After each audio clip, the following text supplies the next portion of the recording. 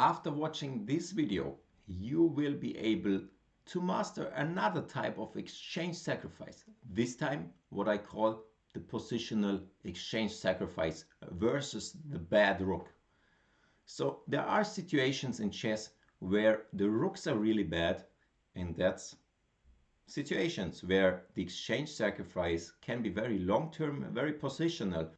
Why is that? When you sacrifice the exchange and, for example, get a central pawn in return and the rooks cannot really create any counterplay, then in the long run the central pawn will cause a lot of issues. First, you might advance it. Second, there might be other central pawns which now, with one pawn gone, lack defense. And third, you just have a lot more outposts and a lot more scope for your pieces after having taken one central pawn for the exchange sacrifice. So let's have a look at this position and how white got a huge advantage here. And the rook to do the move to do that is rook takes e6.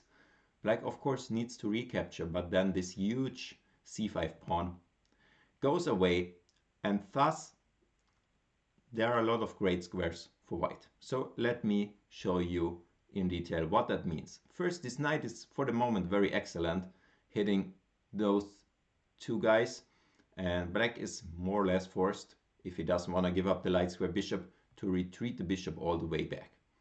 After that, we see our pieces get more scope than before, because this bishop on a3, if there was a pawn on c5 guarded by a pawn on b6, would be doing nothing and would not find any square on the board where it would be doing anything. But in this situation, the bishop will be active forever. And we also see the pattern that the rooks are so bad because this bishop from a3, it's very great from afar and it can never be challenged by a rook. Also note, there is only one open file, which makes the rooks quite poor. And also it's very, very hard to enter on the e file, which makes the rooks even poorer. Also, take into account that once the c5 pawn is gone, there is more pressure on the b7 and also more pressure on the d4 pawn, and that can eventually lead to success. Let me show you a few moves how the game might continue. Bishop to a3, knight to g6, trying to create some counterplay on the other side of the board. But after knight d2, the pressure is really piling up against b7. Maybe also bishop d5 coming in, maybe some discoveries on this diagonal coming in. And overall, we see the pattern that the rook is really bad here. And a huge central pawn is already enough in such situation to be much better, even though you are an exchange down.